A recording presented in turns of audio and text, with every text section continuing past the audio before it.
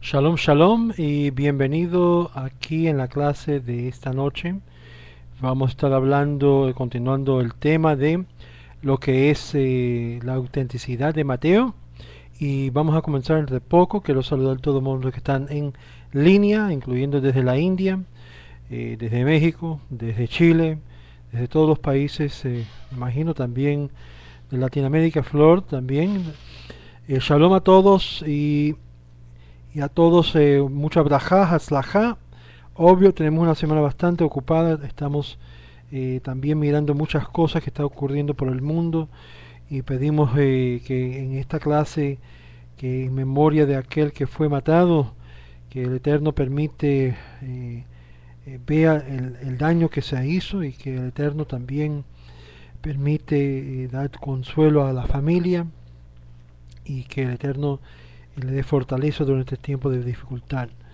Además de todo esto, quiero también anunciarles, recordarles la importancia de invitar a otras personas a estas clases que son en particular los miércoles y ahora los martes en inglés, que es totalmente gratuito y es para la comunidad en particular cristiana, mesiánica o todos que quieren aprender de una perspectiva un poquito diferente de lo que se ha oído en el mundo religioso cristiano, mesiánico, nezaritim.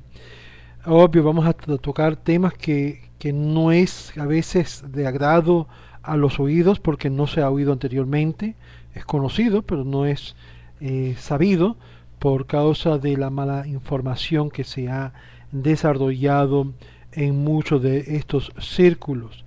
Y es por esto que estamos haciendo esta clase, porque obviamente hay muchas cosas que vamos a hallar acá que no necesariamente están la gente de acuerdo.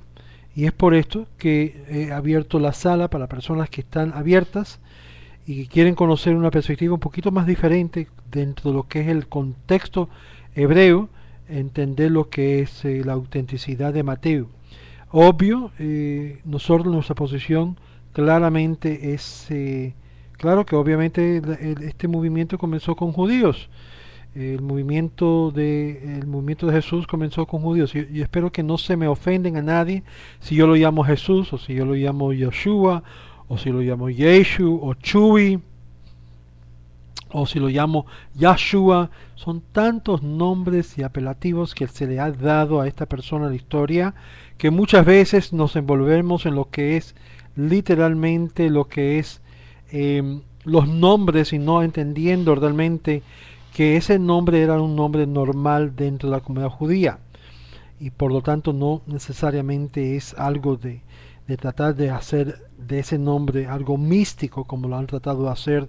No, que el nombre de Jesús significa esto. Vamos a coger las cosas una vez a la vez y viendo y analizando lo que dice aquí el Evangelio de Mateo de acuerdo a la perspectiva cristiana y viéndolo un poco más profundo, viendo diferentes manuscritos. Muy bien, vamos a comenzar esta noche porque comenzamos en la semana pasada el tema de lo que es la sal, la luz y la ley. Habíamos tocado bien profundamente la sal, la luz y no digamos profundizando un poquito sobre la ley. Vamos a leer el verso 17 en adelante y un poquito de lo que era es lo que es la ira, pero no vamos a tocar la ira porque la ira más bien es aquí en cuanto algo distinto y aquí cambia el lema y hay muchos cambios también de acuerdo al manuscrito de estos versículos del 21 adelante. En particular en el versículo 22 del capítulo 5 hubo una bastante alteración por los copistas con el fin de tratar de, de, de fortalecer la amenaza con la ira y esto es lo que va a ser normalmente por todos los manuscritos, aún el texto alejandrina y los manuscritos indicados y eso lo vamos a ver más adelante, pero vamos a comenzar con lo que dice aquí el versículo 17 hasta el 20 y quiero enfatizar esto en esta noche. No penséis, estamos leyendo la versión Valera revisada por Cipriano en 1960, que es normalmente la Biblia cristiana que la mayoría de los evangélicos utilizan, y también voy a usar lo que es la versión católica para nuestros amigos católicos que también dependen de esa traducción llamado Latinoamérica, la Biblia. So, vamos a leer los dos para que tengan una idea de algunas diferentes traducciones. Estas son traducciones basadas en diferentes manuscritos. Como había dicho desde el principio, la mayoría de los manuscritos hoy en día que se usa para las traducciones es el Textus Receptus, que no es lo más antiguo. Hay más manuscritos más antiguos que este. Aún, como habíamos dicho, hay lo que es el Siniáticos y el texto Alejandrina, que son mucho más viejos que lo que es el Textus Receptus, pero no se emplean, no han hecho traducciones de esta. Obvio, por razones claras, porque va en contra en muchos casos de ciertos dogmas y doctrinas típicamente evangélica o católica en muchos de estos instantes. Por eso no emplean primordialmente estos pasajes en particular. So, yo voy a leerlo primeramente de la versión Valera y luego voy a repetirlo en la versión católica de lo que es la traducción castellana. Dice, no penséis que he venido para abrogar la ley o los profetas. No he venido a abrogar, sino para cumplir. Porque de cierto os digo que hasta que pasen el cielo y la tierra, ni una jota ni una tilde pasará de la ley, hasta que todo se haya cumplido. De manera que cualquiera que quebrante uno de estos mandamientos muy pequeños, y así enseñe a los hombres, muy pequeño será llamado en el reino de los cielos, mas cualquiera que lo haga y los enseñe, éste será llamado grande en el reino de los cielos. Porque os digo que si vuestra justicia no fuera mayor que la de los escribas y fariseos, no entraréis en el reino de los cielos. ¿Ok? Esa es la versión Valera. Vamos a ver la versión católica. Y estamos en el verso 17. No crean que yo vine a suprimir la ley o los profetas. No vine a suprimirla, sino para darle su forma definitiva. Les aseguro que primero cambiarán el cielo y la tierra antes que una coma de la ley, o antes que una coma de la ley, todo se cumplirá. Por tanto, el que deje de cumplir uno de los mandamientos de la ley, por insignificante que parezca, y enseñe a los hombres a desobedecerlo, será el más pequeño en el reino de los cielos. Al contrario, el que cumple y los enseñe, será grande en el reino de los cielos. Y les digo que su vida no es más perfecta que la de los maestros de la ley y de los fariseos, no entrarán en el reino de los cielos. Aquí la versión católica te da un estándar mínimo, que es el estándar de los fariseos. Es decir, si no pasan eso, el estándar, de acuerdo a la traducción de la versión católica, indica que la versión mínima, la mínima estándar es de los fariseos y de los maestros de la ley. El mínimo, si la justicia, lo que hacen no sobrepasa eso, dice aquí Jesús, Yeshua, en ninguna forma vas a entrar al cielo. Más claro que eso, aparentemente no se puede dar. Pero sin embargo, aquí comienzan todos los grandes problemas en cuanto para la iglesia cristiana y los grupos mesiánicos, y aún para los Netzaritim, que quieren tratar de vivir lo que es esto. Porque aquí vemos que claramente, más adelante vamos a verlo, que él de nuevo dice una cosa, que todos los que los fariseos y los escribas te digan a obedecer, hazlo, pero no hagan como ellos hacen.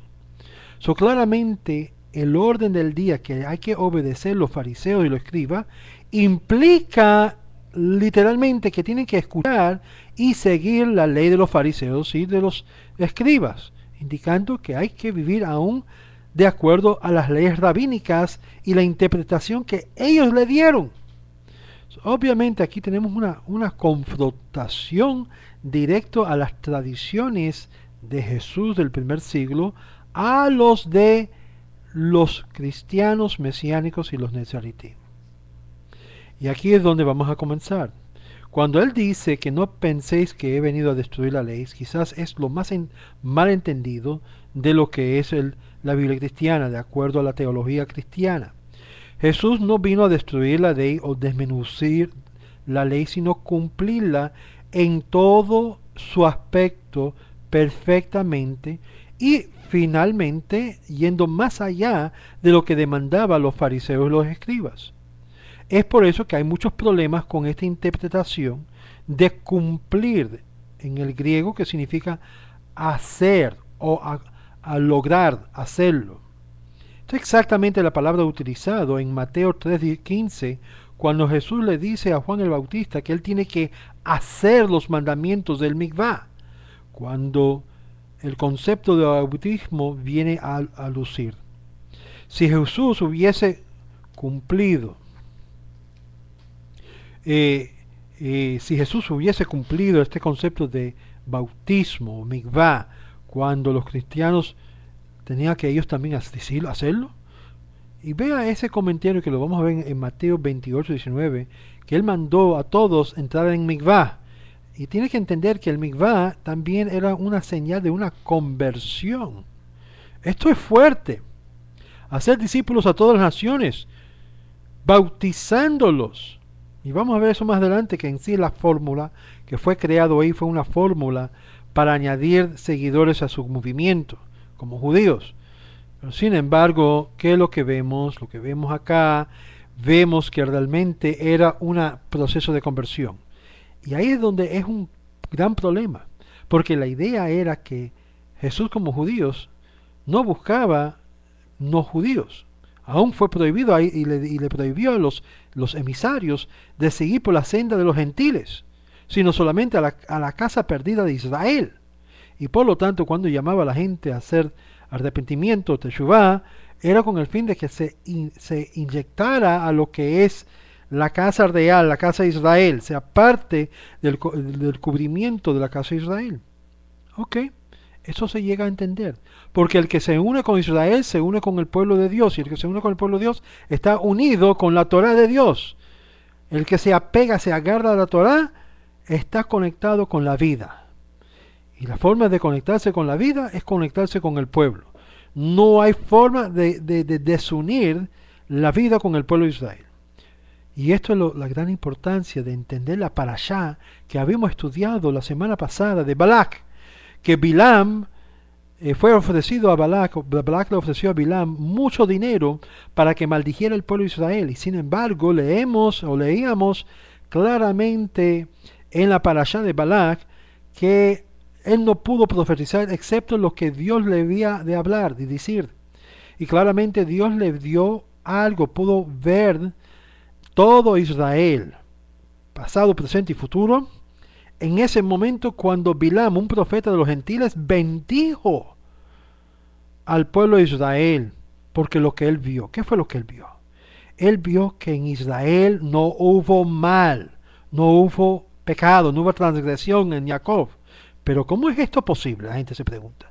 ¿Cómo es posible esto que no pudo ver mal en Israel?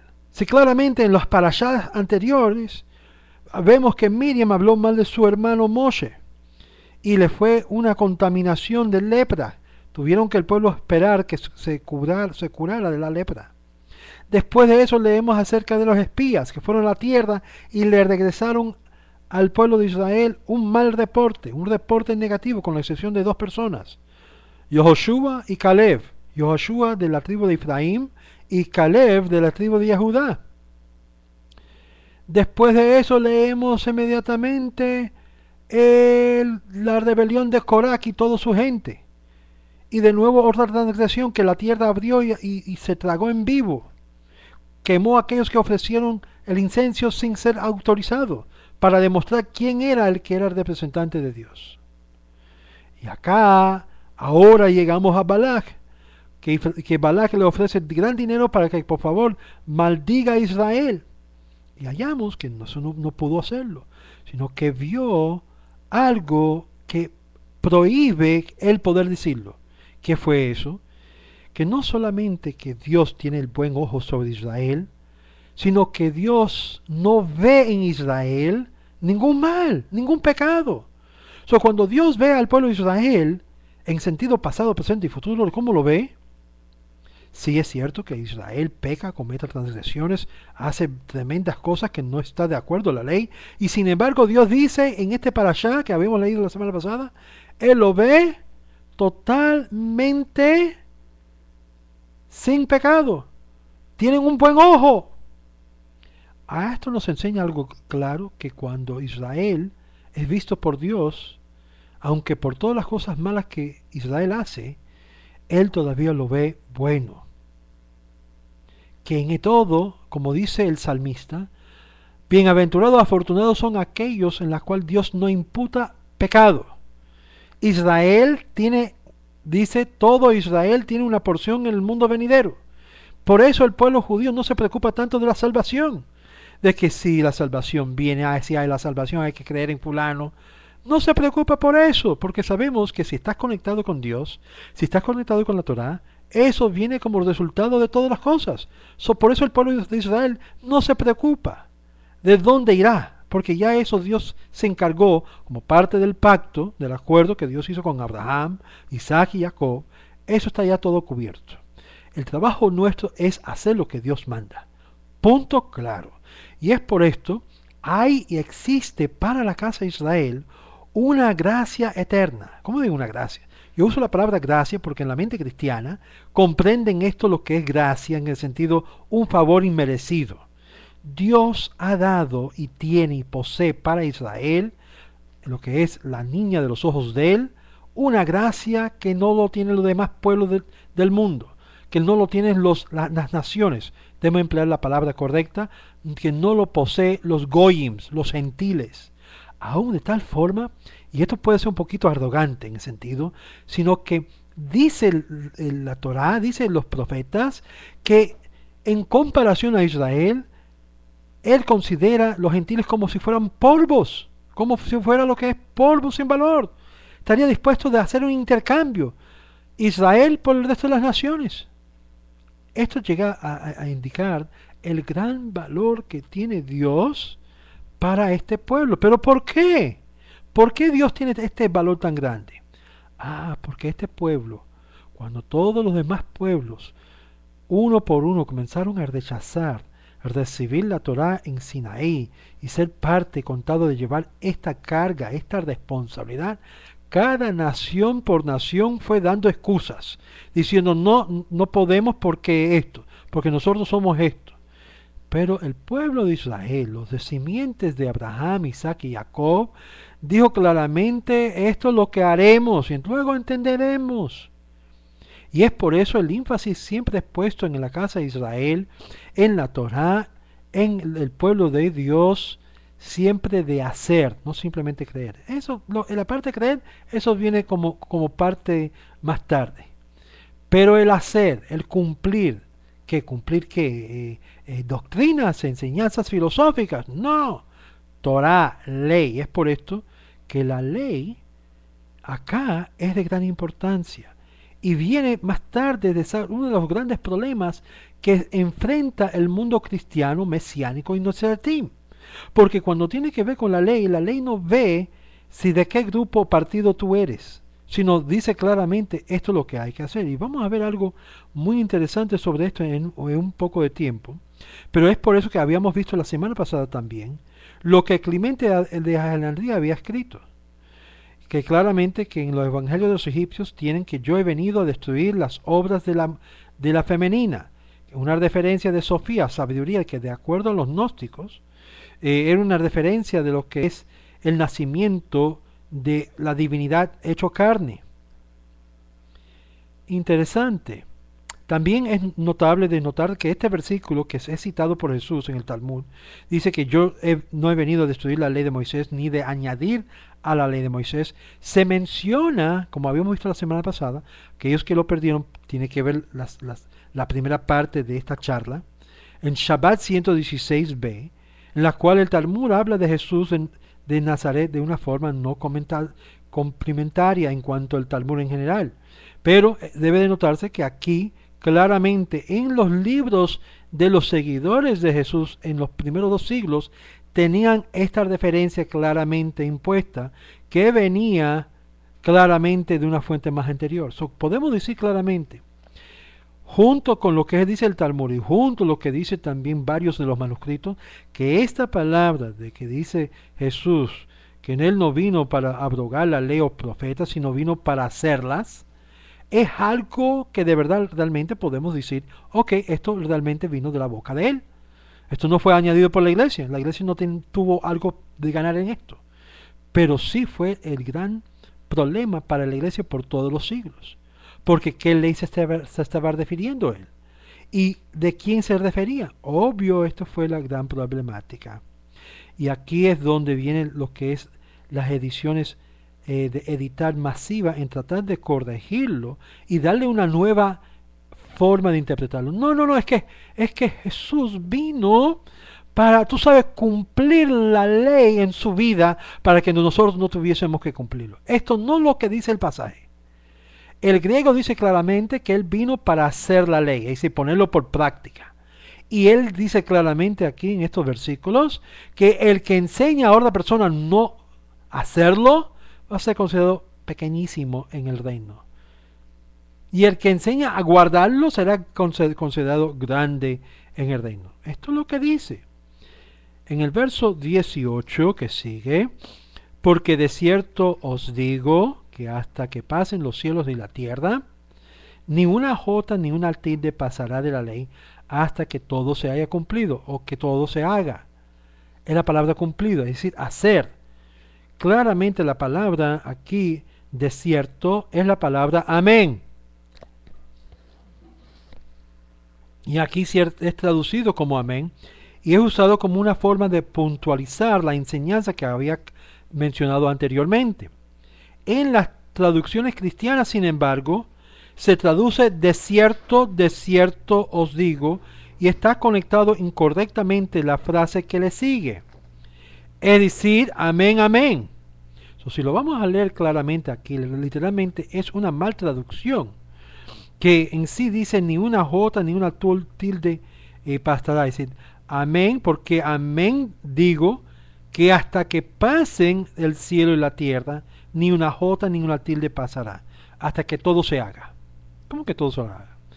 Hay muchas cosas en la ley que se está supuesto a hacer por el pueblo y por los seguidores. Si no lo hacen, tienen que repetir, hacer la enseñanza. Y vas a ver, y eso lo podemos enseñar más adelante, que aún, y esto va a hacer sonar un poquito fuerte, pero cuando leemos otras partes de los evangelios, vamos a darnos de cuenta que Jesús tenía muchas enseñanzas, se puede decir, hasídicas o fariseicas. Y una de las enseñanzas de los fariseos, claramente mencionado por Josifos, el historiador judío, era el concepto de reencarnación. Yo sé que para muchos de ustedes que son cristianos esto es como un golpe. ¿Cómo reencarnación? Seguro.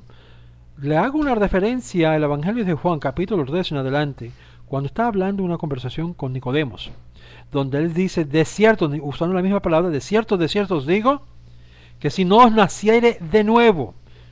Y él le pregunta, Nicodemo le hace la pregunta, ¿qué estás refiriéndote tú aquí, Jesús?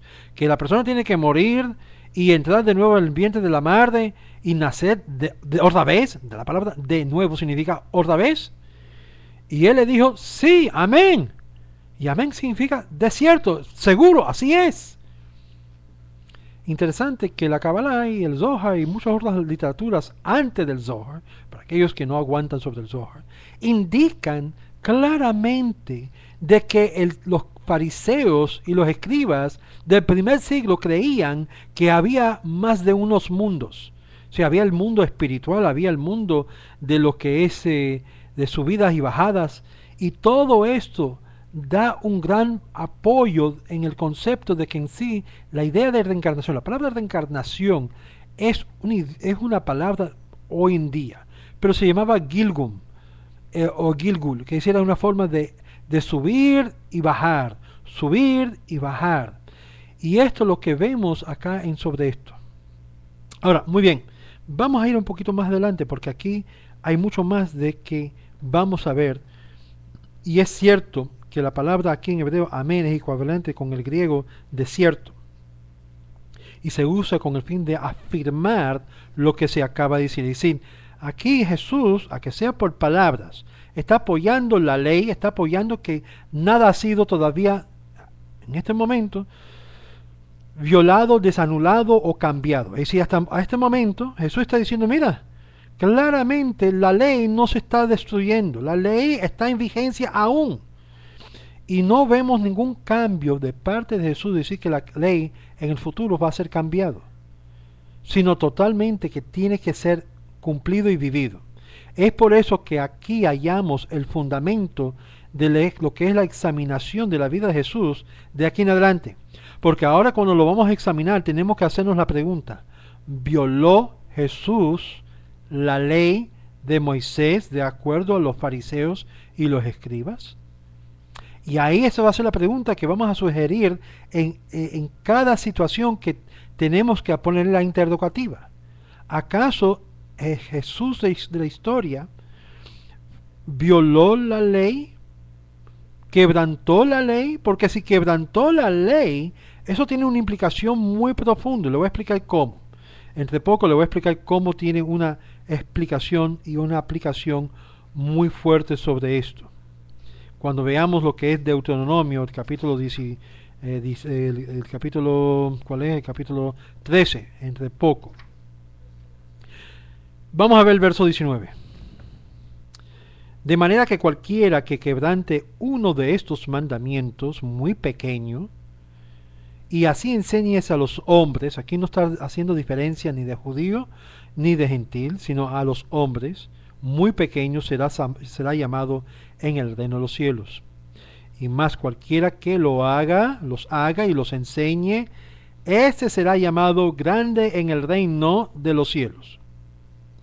Porque os digo que si vuestra justicia no fuese mayor que la de los escribas fariseos, no entraréis. Si el estándar mínimo, y digo de nuevo mínimo, es de los fariseos y de los escribas. Ese es el estándar mínimo.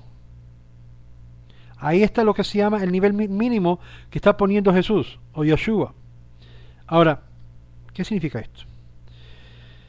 La ley en Deuteronomio capítulo 4 verso 2 menciona esto a cabo. En su papel, el señor Doram Whitsom, Eliyahu Reeves y Joab Rosenberg en los códigos secretos encontraron el libro de Génesis en agosto de 1994 en la edición del papel de eruditos Ciencias Estadísticas del Instituto Matemático en el volumen 9, lo que es el página 429 438, que habían 3 autores que descubrieron que las letras hebreas de Génesis fueron alineadas en una fila y sujeto a un programa de computadora, y descubrieron lo que se llama el equidistante letra secuencia, principalmente los nombres, las fechas, los mensajes que habría de aparecer y mucho más, que no era solamente mero incidencia. La conclusión es que la Torá es como un complejo tremendo de programación computadora y información escondido dentro de sus propios textos por cada letra. Esto le da lo que es el reforzamiento que los rabinos han estado enseñando por siglos, que la Torá contiene tanta información tan enorme que encierra los secretos del universo y de la creación misma. Es por esta razón los judíos, a través de los milenios, han sido muy escrupulosos y se ha tomado un asunto muy cuidadoso de copiar la Torá de una forma tan cuidadosa que tiene que copiar el tilde y lo que es cada marca y cada coronita que se pone en el Sefer Torah, de tal forma que si hay algo que se pierde no se puede leer la Torah. La perfección de lo que es la Torah en su copia tiene que ser no menos del 100%. Por esto, cuando nosotros comparamos, digamos, el manuscrito de Mateo y de los diferentes manuscritos que hay, y cada uno que tienen errores o añadidura y que han sido removados, y lo comparamos con nuestra Torá, no se puede comparar. Es incomparable. Por eso, como habíamos hablado en la clase de inglés el otro día, cuando Pablo le dice a su discípulo Timoteo que estudiar las escrituras y de estudiar las escrituras, esas escrituras no se refería a la Biblia cristiana, porque todavía no se había compuesto hasta el año 300 25, 65 de la era común, y no se hizo oficial hasta el Concilio de Trent. Es decir, que la Biblia cristiana no ni siquiera estaba en circulación masiva hasta como 400 años después del tiempo de que se fundó lo que es oficialmente la Iglesia cristiana, o los que seguían lo que era la costumbre de estos movimientos. Qué diferente es cuando se compara el tratamiento del Nuevo Testamento cuando comparamos con la Torá, que fue editado extensivamente a través de muchos siglos, cambiado que si comparas lo que hoy es los manuscritos o las copias del Nuevo Testamento, aún de Mateo, a otros que fueron hechos en el año de la tercer siglo, es un contraste total y cambia la teología totalmente del mundo cristiano. Es por esto que estamos estudiando Mateo, para que ustedes los pastores, ustedes los laicos, ustedes los líderes rabínicos mesiánicos, entre comillas, los nezaritim, se den de cuenta los grandes cambios que han habido en lo que es sus propios manuscritos, que ustedes mismos lo han hecho. Por ejemplo, déjeme hacerle un poco más breve. La reconstrucción de Mateo, ¿cuándo ustedes creen que fue hecho? Por los nezaritim. Supuestamente cogieron este material, otra copia de este material, y ahí se pusieron algunas gentes diciendo, esto estaba aquí, esto no estaba aquí, vamos a abordar esto, vamos a cambiarlo así. Y vamos a ver que la tradición de los grupos cristianos, a mí no me importa si lo llaman nezaritim, lo llaman mesiánicos, cristianos, evangélicos, católicos, han dado pautas en la historia de totalmente cambiando su propia Nuevo Testamento. Es decir, el Nuevo Testamento, de la versión Valera antigua a la versión nueva, a la versión internacional en sus traducciones, y cualquier otra traducción tiene tantas variación que puedes creer diferentes sectas y denominaciones. Aún, si lo vamos a ver, hay tantas diferentes denominaciones cristianas, cada uno con diferentes doctrinas y dogmas, desde lo que es el catolicismo a lo que es los ortodoxos griegos, hasta los armenios, hasta los turcos, tantos diferentes grupos que es increíble tratar de entender todas las diferentes doctrinas, y esto fue todo después del concilio de Nicea, de Trent, pero aún antes, como habíamos leído en la carta de Ignacio a los Filadelfia, ya existían más de 7 grupos distintos que habían innovado ciertas creencias de lo que habían recibido de Policarpo, un discípulo del apóstol que era emisario de Jesús. Inmediatamente el mensaje se cambió el primer siglo hasta el segundo, ya estaba cambiado el mensaje cristiano. Todo era puro diferente. ¿Por qué? Porque habían manuscritos diferentes, copias con diferentes cambios hechos por los manuscritos. Y esto es lo que estamos viendo acá. Si esto sabemos que es auténtico de lo que eran las palabras de Jesús, porque Jesús era judío, y para poder cumplir, aún a que sea en el nivel de un Mesías potencial, tenía que soportar y apoyar la ley. No podía ser en contra de la ley. Y es lo que nosotros vamos a ver acá. Y es por esto que la diferencia del tratamiento del texto del Nuevo Testamento y todas sus editaciones, que ya han habido más de 100.000 diferentes textos y miles de textos o manuscritos griegos, cada uno con una versión totalmente diferente que la otra. No como dicen algunos de los críticos eruditas más conservadores que quieren pasar el ojo sobre las variaciones que tienen implicaciones teológicas, como habíamos visto al principio. El hecho de que Jesús y el papá de Jesús, Joseph, y María tuvieron relación íntima, cambia totalmente la doctrina de la iglesia. Y eso lo habíamos visto ya.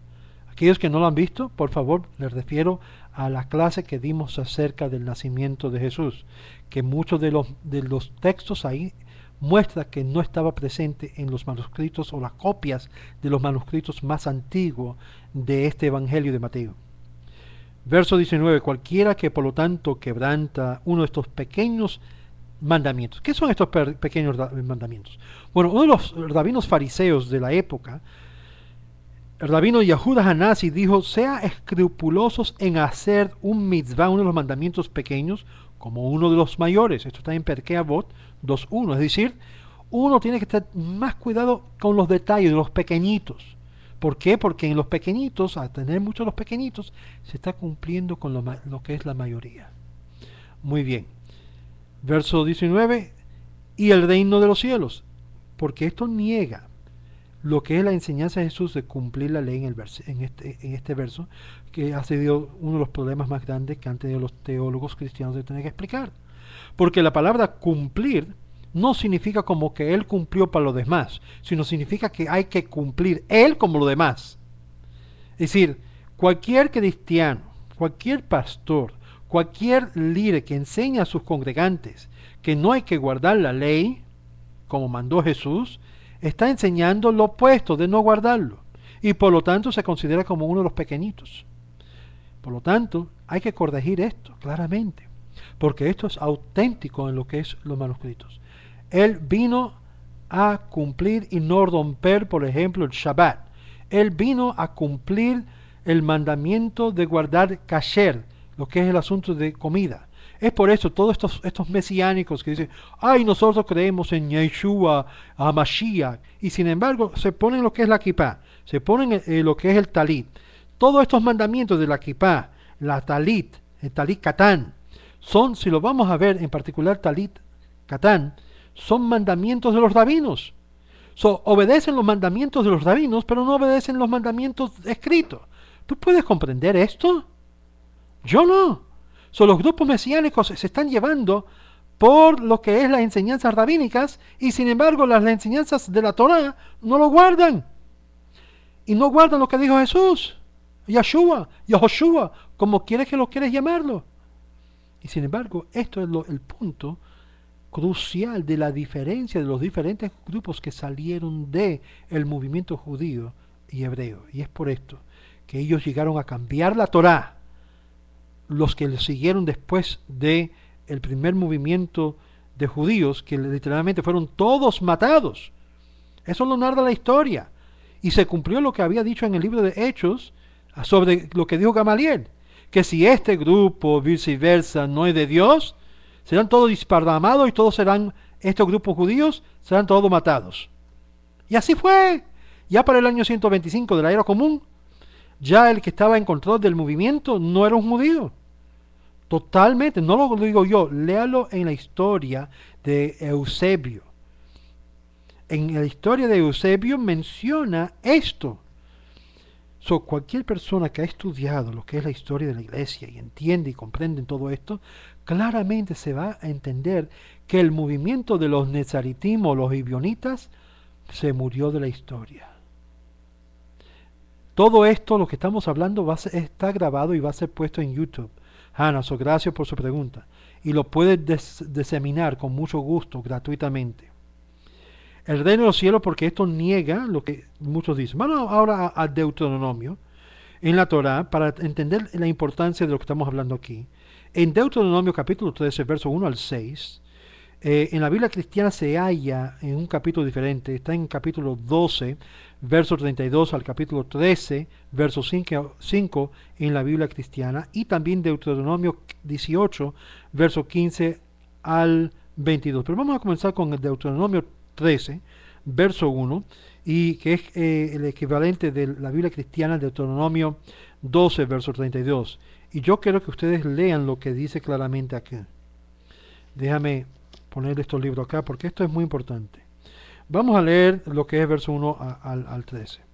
Y toda la palabra, esto es el Eterno hablando a Moisés, lo que es prevención contra los falsos profetas, para que puedan entender claramente lo que es en sí, a quién hay que escuchar. A toda la palabra que yo os ordeno a ustedes, esos cuidarán de hacer. No es la palabra aquí hacer. ¿Okay? Hay que hacer. Tishmaru leasot. En hebreo es hacer. No aumentan a ella, ni quiten a ella. Claramente no lo podemos cambiar, ni podemos estar cambiando a mi manera o mi interpretación. Si se levantara en medio de ti un profeta o un soñador de sueños, y te diera una señal o una maravilla, y sucediera que la señal o la maravilla que te había hablado, diciendo, vamos detrás de dioses extraños, ¿ok? Vamos detrás de dioses extraños, Eloheja Ot, Mopet, Mopet, es decir, vamos a buscar a estos dioses, a estos divinidades extraños, ¿ok? Que no han conocido y los serviremos, no oirás la palabra de aquel profeta o de aquel soñador de sueños, porque está probando el Eterno a ustedes para saber si ustedes aman al Eterno vuestro Dios con todo vuestro corazón y con todas vuestras almas, vuestro Dios y con todo corazón, con todas vuestras almas, detrás del Eterno vuestro Dios irán, detrás del Eterno vuestro Dios irán, y a Él temerán, a sus preceptos cuidarán, y su voz oirán, y Él servirán. Él refiriéndose al Dios de Israel, y a Él se apegarán. No dice aquí que se van a pegar a Moisés. ¿Ustedes notan aquí? A Él se apegará. Yo quiero hacer esto importante porque mucha gente le gusta apegarse a los líderes y no al mensaje de los líderes. Y aquel profeta o aquel soñador de sueños será matado porque ha hablado falsedad contra el Eterno, vuestro Dios, quien los ha sacado de la tierra de Egipto y te ha rescatado de la casa de los esclavos, a fin de desviarte del camino que te ha ordenado el Eterno tu Dios para ir en él, y extirparás el mal de en medio de ti. ¿Cuál se llama esto? El mal. Cosa jorobada, cosa mal que se ha extraviado. Una perversión, una herejía, menut. Ahora, estas son palabras fuertes. Y yo creo que ustedes notan aquí en la parashá que dice aquí, si entre vuestros hermanos, estamos hablando de los Yehudim, entre los judíos, si esto ocurre, ¿qué es lo que hay que hacer? Yo quiero que ustedes notan que aquí tiene dos cosas importantísimas. Porque mucha gente dice, bueno, yo veo lo que es los milagros. Yo recibí un sueño, yo recibí un prodigio, pero Yeshua me sanó. Pero yo recibí un milagro de Dios. ¡Aleluya! Y comienza ahí con todo lo que es el emocionalismo, lo que es los milagros. Y yo quiero que ustedes notan que aún el poder de levantar de los muertos se halla en la palabra de Ots, aquí en el hebreo. Es decir, aun si uno de estos profetas que se levanta en medio nuestro puede levantar los muertos manipulando el nombre de Dios y diciendo, levántate y anda, aún poder levantarse a sí mismo. Les voy a decir a ustedes un secreto. Aquellos que ustedes no han estudiado lo que es el Talmud. Pero ¿sabían ustedes que el Talmud menciona que Jesús se levantó de los muertos milagrosamente usando el nombre de Dios? ¿A qué vez que ustedes no sabían eso? Está en Shabbat. Sí, el Shabbat. ¿Por qué dice eso?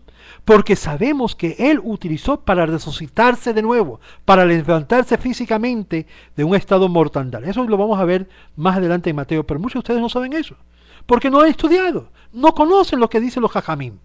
Y sin embargo, pudo hacer eso. También hay una interpretación que eso se refiere a hacer, vivir lo que es con el nombre de Dios. Todo eso lo vamos a tocar, Dios mediante, si llegamos allá. Pero el punto es claramente, por eso el pueblo de Israel no se guía por los milagros y por los prodigios y por los curanderos, aun si son gran cabalistas. Ustedes van a ver que una actitud mía, que puede ser tomado como muy pesimista o negativo, pero siempre cuando la gente viene, aquí siempre vienen lo que yo llamo los curanderos hasídicos o cabalistas. El gran rabino viene acá, cabalista, y va a hacer curaciones, va a hacer brajá para que dete una segulá, para refuá, para esto. Una de las cosas que nos enseña en la Torá claramente, no seguir a través de todo esto. Si lo hacen, y lo hacen, Baruch Hashem. pero utilizando lo que es el nombre de Dios para hacer dinero y sacar dinero. Mis amigos, esto tenemos la base en la cual decir no se sigue. Aún el Rambam entra mucho en esto y que hay que sacar y quitar del pueblo este sentido de estar siempre buscando las cosas místicas y supersticiosas, tratando de aferrarse a cosas que en sí nosotros individualmente debemos apegarnos directamente a Dios, pedir al Eterno directamente, no por las mediaciones de los hombres Kadosh, que si nos dice una brajá y debemos pedir brajá a todos, seguro, pero estamos hablando ya esperando milagreros, obreros de milagros. Es por eso que claramente uno de los conceptos del Mashiach es que nosotros, el Mashiach no necesariamente tiene que hacer milagros y prodigios para nosotros creer que él es el Mashiach. Él tiene que hacer los mandamientos, él tiene que cumplir el papel del Mashiach en todo, no en parte, no en la mitad, no en, digamos, un 10%, en todo. La primera vez, si no cumple con eso en la primera vez, mientras que él está vivo acá, obviamente no lo es. Pero algunos de ustedes me van a decir, bueno, pero Moshe, dice el libro de Daniel, capítulo 12, que Rashi menciona de que vendrá y reaparecerá. Mucha gente le gusta usar eso para dar justificación a una segunda venida. Sin embargo, lo que pierden ese pasaje de comentario de Rashi es que dice que se desaparecerá y reaparecerá. ¿Qué significa eso? Como Moshe Rabbeinu, que estaba en Egipto, estaba presente con el pueblo, entonces salió en un tiempo ausente, fue a Midian, pero estaba todavía vivo. No es que se fue al cielo o se desapareció físicamente de este mundo, estaba aquí y regresó de nuevo al pueblo, porque Dios lo mandó de nuevo a cumplir la obra de sacar el pueblo de Egipto, el pueblo de Egipto.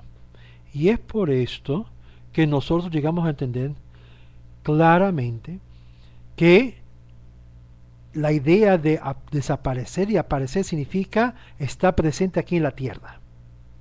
Si Jesús hubiese en un periodo de 45 años, después que se había supuestamente sobrevivido la muerte y la crucifixión, después que supuestamente ascendió de acuerdo al libro de los Hechos en una nube, que literalmente eso es algo alegórico y no se debe ser tomado literalmente como si voló en una nube. Yo podemos explicar eso porque digo esto de sus manuscritos propios griegos. Llegamos a entender que los discípulos de él esperaban que él hubiese regresado a ellos en 45 años, y es por eso que vas a leer acerca de Pablo hablando de la paroesía, lo que es la revelación, la reaparencia, no dice venida. Por favor, pastor, a cualquier pastor me puedes corregir en esto, pero dice paroesía en todos los textos que Pablo escribe, no dice segunda venida. Y es por esto, es importante de entender lo que estamos hablando acá. Muy bien, vamos hacia adelante porque se nos está terminando el tiempo y quiero tomar ventaja del tiempo. Y yo sé que hay muchas preguntas y conversaciones en el chat room. Lo más importante es que nosotros no utilizamos el nombre sagrado porque es lugar sagrado, y es por esto que tenemos que estar muy claro que aprendemos de santificar el nombre del Eterno. Y eso lo vamos a ver también en la oración de Jesús, que él dijo claramente sobre esto, y vamos a ir a ese pasaje más adelante cuando llegamos a tocar sobre esto. Ahora, es aquí donde vemos claramente que todo lo que he mandado tiene que ser cumplido hasta lo más detallado, y no se puede subtraer de ello. El verso solo posee uno de los grandes problemas para la cristiandad, pero es algo que a través de la historia cristiana trataron de alterar realmente el mensaje auténtico de Jesús. Los próximos 5 versos, del verso 2 al 6, dice claramente lo que habíamos leído, que habla lo que es una perversión cuando se levanta un profeta en nuestros medios, tratando de desviar al pueblo de su Dios.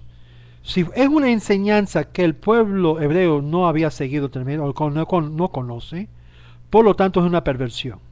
Por eso yo les recomiendo a aquellos que les gusta estudiar el Talmud, que estudien un poquito el Talmud Sanedrín, creo que es 93b o AB, que habla de lo que se llama el menut de los Nezaritim, que Joseph Klausner lo menciona como Ma'amim Nozrim, que es el acrónimo de menut o min, en su libro Jesús de Nazaret.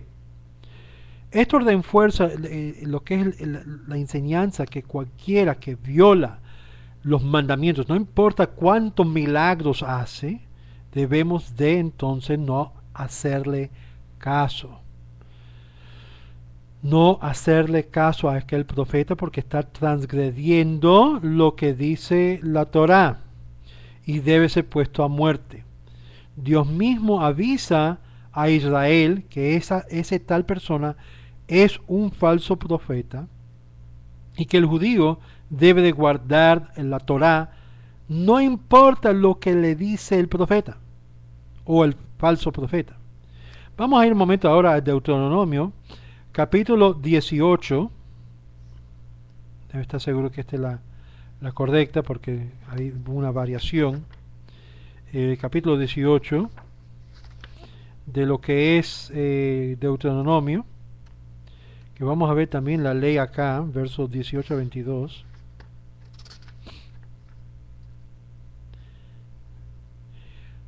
Entonces dijo el Eterno en medio de sus hermanos, dice, vamos a seguir acá, un profeta, entonces me dijo el Eterno,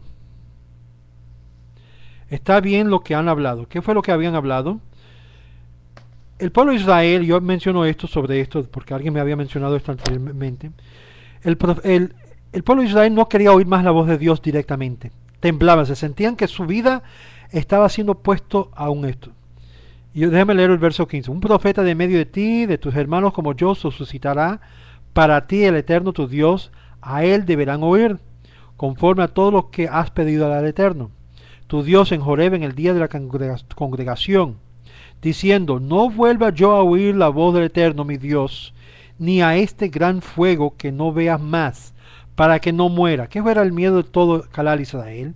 Calal Israel tenía miedo de que iba a morir por causa de tener una experiencia tan dinámica directamente con Moisés.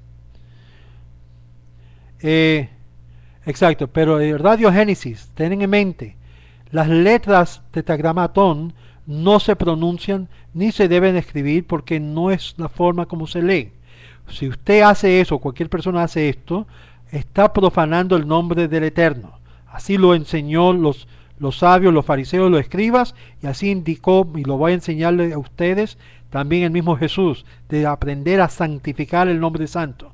Si no hacen eso, están transgrediendo no solamente la palabra y las enseñanzas de vuestro Maestro Jesús, sino la misma Torá. Y eso lo voy a enseñar. La idea de expresar y hacer conocer el nombre tiene una implicación en comprensión totalmente diferente como lo que ustedes le están dando. Pero vamos a regresar acá para no desviar del tema. A conforme de todo lo que has pedido el Eterno tu Dios en Joreb. Dice, entonces el Eterno, me dijo el Eterno, está bien lo que han hablado. Que es decir, no nos hable más. Háblale a que tú vas a escoger para que sea el vocero tuyo. Un profeta suscitará para ellos de en medio de sus hermanos como tú. ¿Como tú quién? Como tú Moisés. La cualidad del profeta es... La cualidad del profeta tiene que ser igualito a Moisés. El estándar mínimo es Moisés. Si no se compara a Moisés, no hay forma de aceptarlo. Y eso vamos a ver una gran contradicción. Cuando vemos la vida de Jesús, aún en lo que es las partes auténticas de Mateo, y lo comparamos con Moshe Rabbeinu. En cuanto a la humildad, dice que no hubo humildad como Moshe Rabbeinu. Y pondré mis palabras en su boca y hablará a ellos todo lo que yo le ordenaré. Y sucederá que a aquel hombre que no oyere mis palabras, que hablara el profeta en mi nombre, yo le reclamaré. Pero el profeta que procediera por premeditación para hablar una palabra en mi nombre que yo no le he ordenado hablar, o que hablar en nombre de dioses extraños, morirá este profeta. Dos cosas: yo no lo mandé y no le mandé que hablara. Número dos, que habla de un concepto totalmente foráneo a lo que era normalmente conocido para el pueblo de Israel. Ahora, esto presenta tremendo problema y reto para el mundo cristiano mesiánico. Porque si ustedes están presentando un Jesús totalmente antinomio contra la ley, automáticamente descalifica a este Jesús. Y por lo tanto, tenemos todo derecho de rechazarlo. Pero si ustedes lo presentan como lo presentan los Nezaritim, todavía tenemos que rechazarlo. Porque no estaba supuesto decir que él era el Mashiach, sino ser totalmente aceptado por todos los sabios. Porque así pasó con Israel. Israel recibió Moshe Rabbeinu, de tal forma que dice que Israel creyó a Dios y Moshe Rabbeinu su siervo. ¿Por qué no dice así es de Jesús? ¿Dónde dice que habrían de rechazar el Mashiach ben David? No lo dice. La piedra angular. Muy bien. Vamos a ver ese pasaje también dentro de su contexto y no se refiere a lo que ustedes piensan. Todo esto hay que ver detalladamente cada versículo dentro de su pasaje. Y dice, y continuamos con el verso 21 al 22. Si dijera en tu corazón, ¿cómo sabremos cuál es la palabra que nos ha hablado el Eterno? Cuando hablara el profeta en el nombre del Eterno, pero no sucediera la palabra ni viniera, esa es la palabra que no ha hablado el Eterno. Con premeditación ha hablado aquel profeta, no temerás de él. Ahora, ¿qué fue lo que dijo Jesús que podemos decir que no vino a cabo? Sorpréndense, aguántense el cinturón, porque cuando llegamos a estos pasajes, vamos a ver profecías que no se cumplió jamás. Les voy a dar un perfecto ejemplo, un vistazo al futuro de este estudio. Él dijo claramente cuando estaba los que estaban alrededor del templo que no quedará piedra sobre piedra hasta que todo sea destruido. Ustedes que han visitado a Israel han visto el muro de lamentación.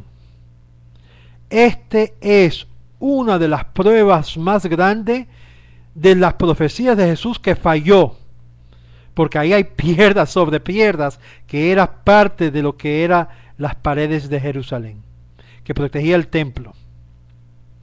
Esto es un ejemplo pequeño, y así vamos a descubrir muchísimo más, no por la historia, sino en la misma cosa que veremos en lo que es el Mateo auténtico.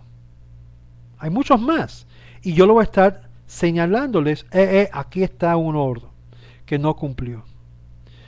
Otra cosa que no cumplió, para darte un poquito más de alimento. Claramente dice, el Mashiach estaba supuesto a reunir a todo Israel y rescatar a los perdidos de Israel, traerlo de nuevo a Israel. ¿Y cuál fue sus palabras de confesión? Oh Jerusalén, Jerusalén, que han matado a los profetas. ¿Cuántas veces yo he querido reunirlo como un pollo a un polluelo? Esas son palabras de derrota de una persona que no pudo lograr reunir todo Israel.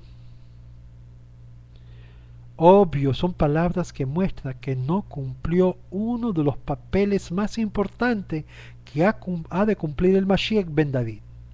Y es reunir a todo Israel, levantar la casa de David que está caído, y en eso vamos a ver son unos ejemplos de muchos que vamos a poner.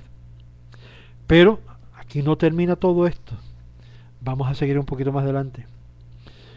Aquí no tenemos cómo el judío puede distinguir, aquí tenemos en este pasaje que hemos leído, cómo el judío puede distinguir de un falso profeta a un verdadero profeta. En el caso del profeta, si trata de desviar a Israel de su verdadero Torah, es llamado un falso profeta. Y es por esto que el mundo cristiano, el mundo mesiánico, tienen a un Jesús que en sí desvía al pueblo de la Torah. Y le dicen a la gente, judío, conviértete a Jesús. ¿Qué tipo de Jesús? No un Jesús que guarda mandamientos, no un Jesús que sigue la ley, sino un Jesús que contradice todo lo que dicen los sabios y que está en una lucha y una pelea contra el judaísmo. Hasta el día de hoy. Pero se levantó recientemente un nuevo grupo llamado los Nezaritim, que han tenido la sabiduría y dicen, ¿sabe qué? Vamos a salvar ahora el movimiento, vamos a darle una nueva vuelta, vamos a ser personas que vamos a guardar la ley, así como mandó Yahushua ben Yosef. Y vamos a rechazar lo que dicen los rabinos, que los rabinos lo tienen todo mal, como anda por ahí un señor diciendo que el Talmud está totalmente una falsificación. Tienen errores. Está bien. No me dejan su clase, pero está bien. ¿Qué es lo que decimos sobre esto? Claramente es algo innovado para tratar de salvar cara. Y la tradición cristiana ha sido totalmente cambiando y renovando. Vas a verlo con los mismos líderes. Hoy en día es así, mañana es así. Hoy se llama Jesús, mañana se llama Yoshua, la próxima se llama Yehoshua, la próxima vez vamos a utilizar el nombre sagrado públicamente. Nosotros somos los Efraimitas. Cada vez una nueva innovación. Todo con tratar de salvar la cara de algo que ha tratado de salvar por muchos siglos. Esto es lo que hizo la iglesia, tratando de mejorar su propio texto, a encontrar y hallar textos que contradicían los mismos manuscritos. Porque no hay original, no lo hay. Y esto presenta gran problemas. Bueno, vamos a parar aquí y vamos a tener que continuar sobre este apunto de la ley en la tercera versión y lo que es la ira para la próxima semana. ¿Hay preguntas en la sala antes de terminar en esta noche? Muy bien. Le doy 2 preguntas para responder bien pronto porque ya son las 10 y vamos a no a cansar mucho de ustedes. Muy bien. No hay, hablamos y nos veremos Dios mediante la próxima semana a esta misma hora y por favor anímalos. Aquellos que tienen preguntas y no le podemos contestar, escríbeme a loscaminosdeisrael@yahoo.com y con mucho gusto le hacemos llegar la respuesta dentro de estos pasajes. Shalom, shalom, y tengan mucha brajá, hatzlajá, que cada uno de ustedes invita a un pastor, a un mesiánico, a un nezaritim. Shalom, shalom.